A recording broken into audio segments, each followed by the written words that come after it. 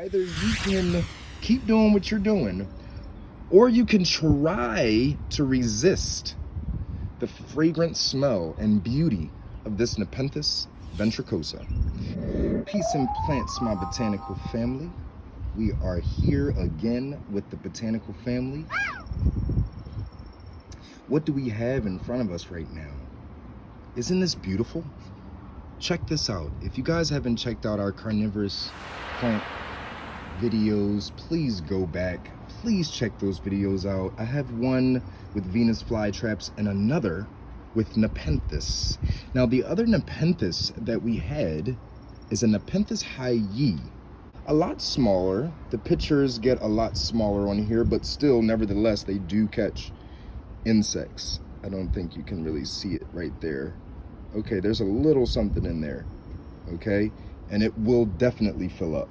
As you see on our Nepenthes Hyee, the new growth is very, very, very silvery and very pubescent,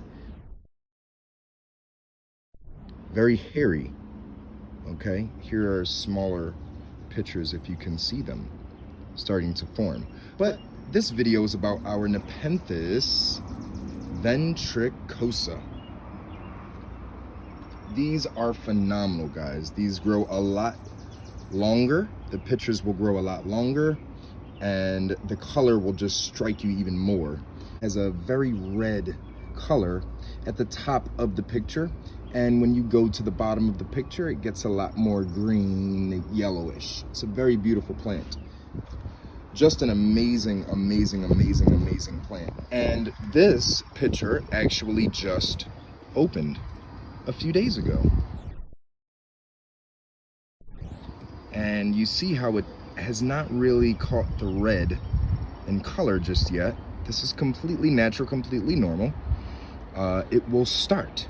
It will begin to get that reddish tint, which makes it look very distinct, and we know exactly what it is. Now, guys, let's just remember that these plants, any kind of a carnivorous plant, these guys are our best friends, especially when we're out in the woods, and especially when we are outside in general. We like a natural population control of insects and pests. And there are tons and tons. We will get into a lot more of the Nepenthes, the pitcher plant. There are tons of them, and just about each and every Nepenthes has a specific insect that they like, or a specific rodent or bird. And some, like this Nepenthes Ventricosa here, will take anything. I had some really, really huge pictures a few years ago on my balcony when I stayed on the East Coast, and it was phenomenal. I mean, I had a wasp nest at the top of my balcony, and the Nepenthes literally wooed them all in the picture. So I had a whole family of wasps. A lot of us do love wasps. I definitely do, but when I am in an enclosed area, I like to stay safe. And I didn't want to naturally kill it out, so I gave it an option of either you can keep doing what you're doing, or you can try to resist the fragrant smell and beauty of this Nepenthes Ventricosa. Here, the Nepenthes Ventricosas grow a lot columnar, a lot more columnar. They're not as fat, right?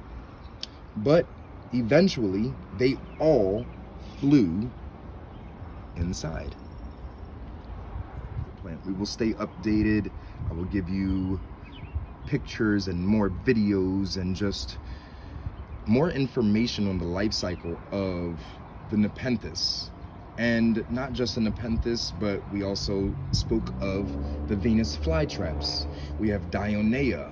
We have so many different kinds of carnivorous plants that help to keep the insect population and rodent population at a minimum almost for us, okay?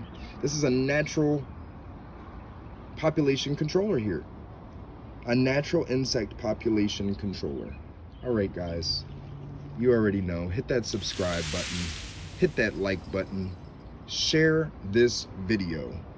This video is very, very informative. You don't always have to go out and buy bee killer or wasp killer or try to like go and do it yourself and almost get stung, and you know, it's absolutely unnecessary.